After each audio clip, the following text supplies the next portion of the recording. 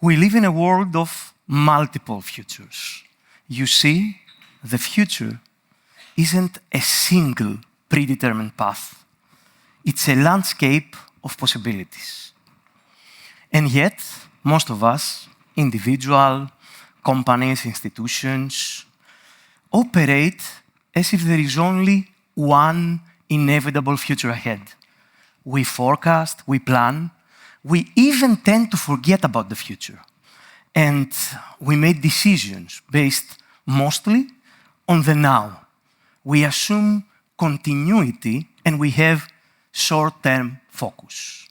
Kind of like using an old, faded map to navigate a territory that is constantly evolving, like expecting all the milestones to be there that they were decades ago.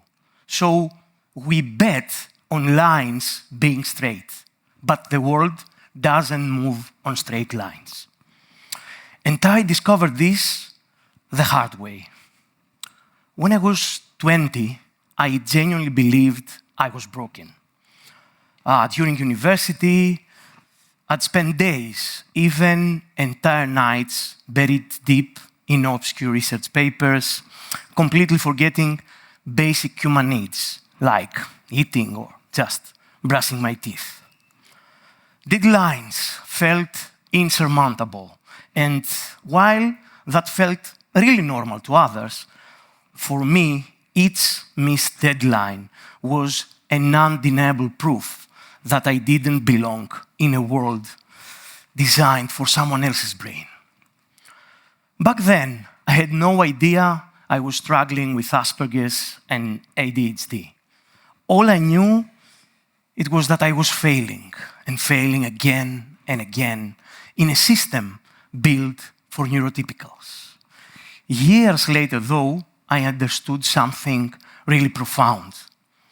Not fitting in was the greatest gift life ever gave me, because it forced me to look at the world differently, through multiple lenses, through exploring multiple paths.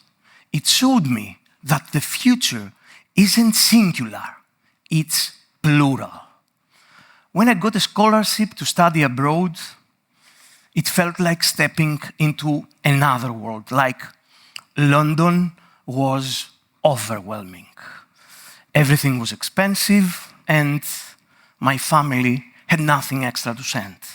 I felt isolated, an introvert forced daily to mask as confident, outgoing, fearless, like what I'm doing right now. But my odd talent, I could take messy, confusing, weak signals and turn them into something practical, a clear path forward.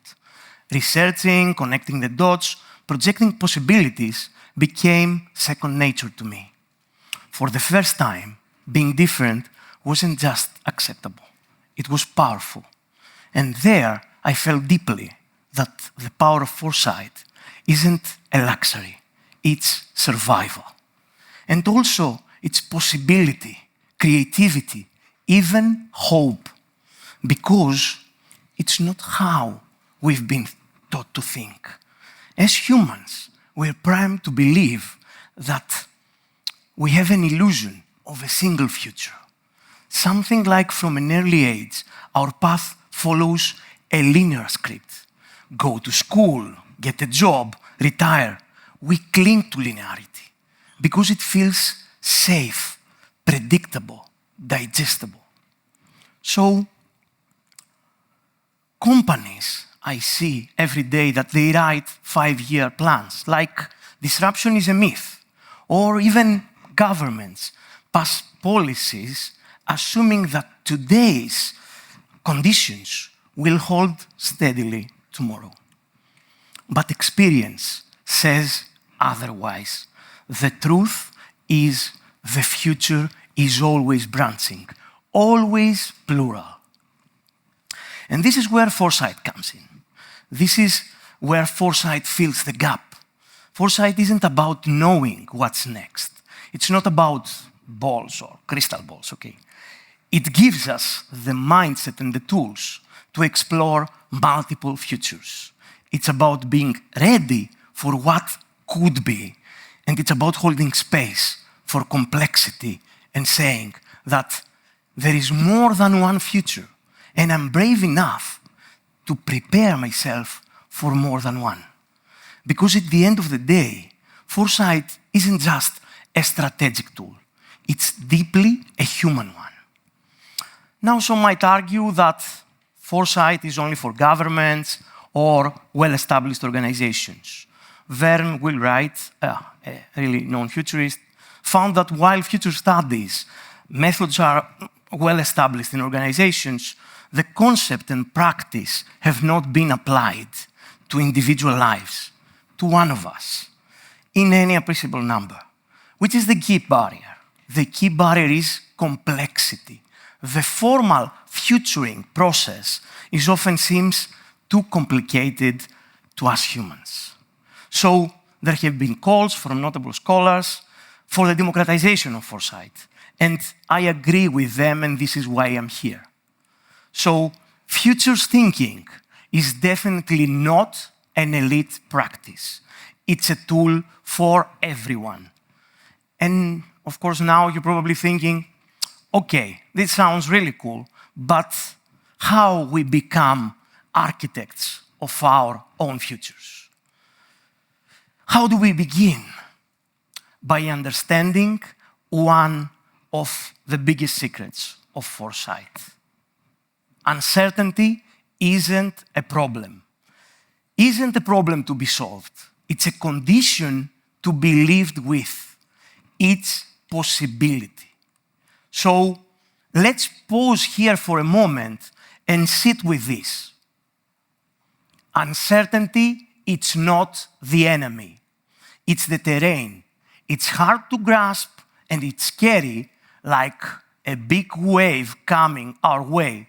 But foresight helps us surf this wave instead of sinking in it.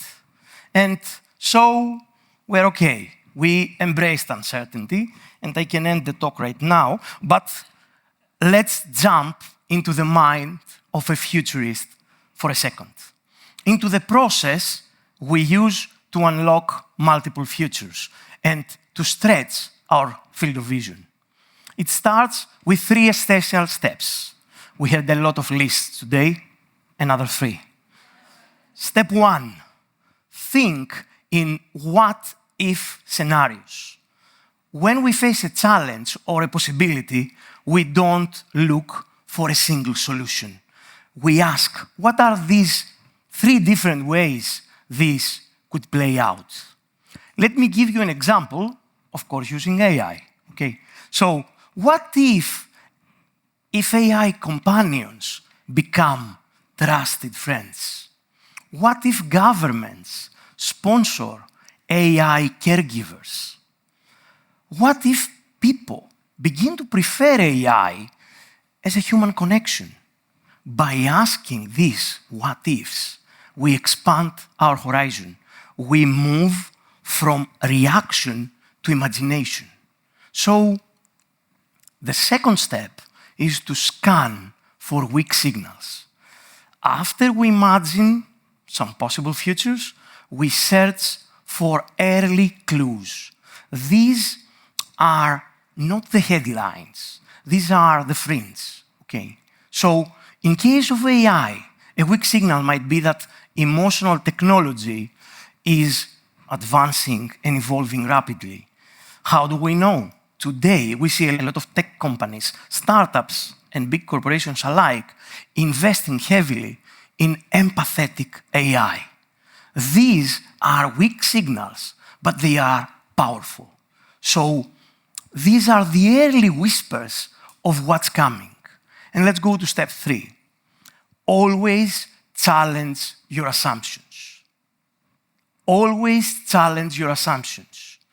This step is about courage.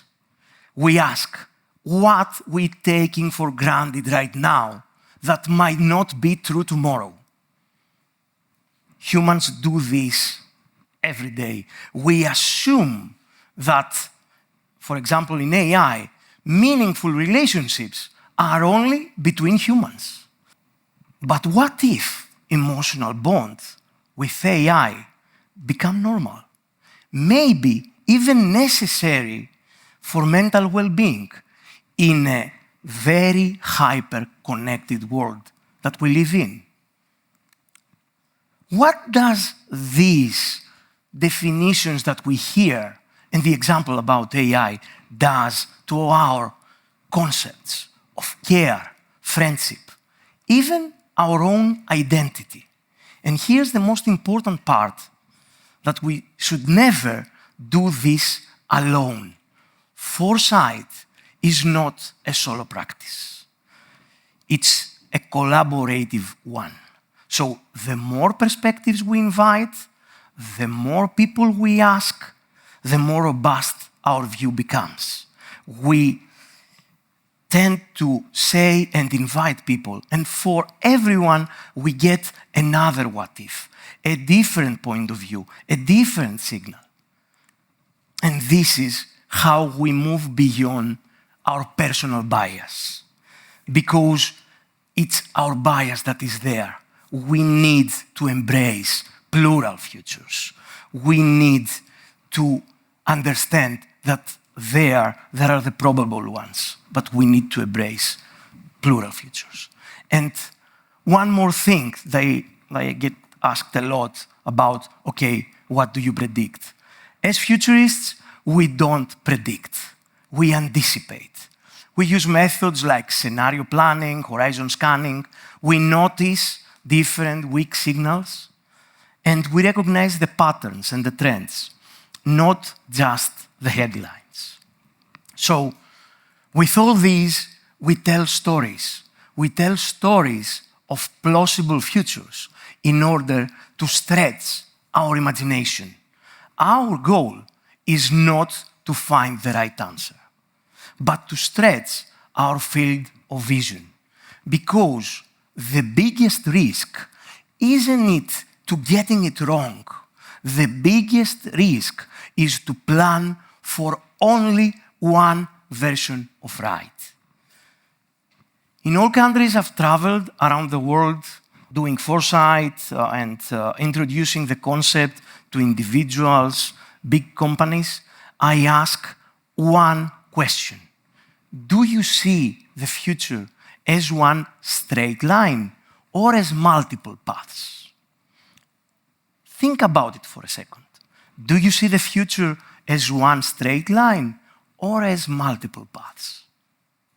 Everywhere in the world, I get more or less always variations of the same hope. People everywhere want a brighter future. People everywhere want a chance to shape change. Those who thrive aren't the strongest ones or the smartest. Those who thrive, they are the brave enough to imagine alternatives, courageous enough to build futures not already built for them. Foresight is a collective act in our interconnected world. It's a conversation, a brave willingness to hold uncertainty in one hand and hope in the other. So, we are not passengers on a straight line. Think about this. We are not passengers on a straight line.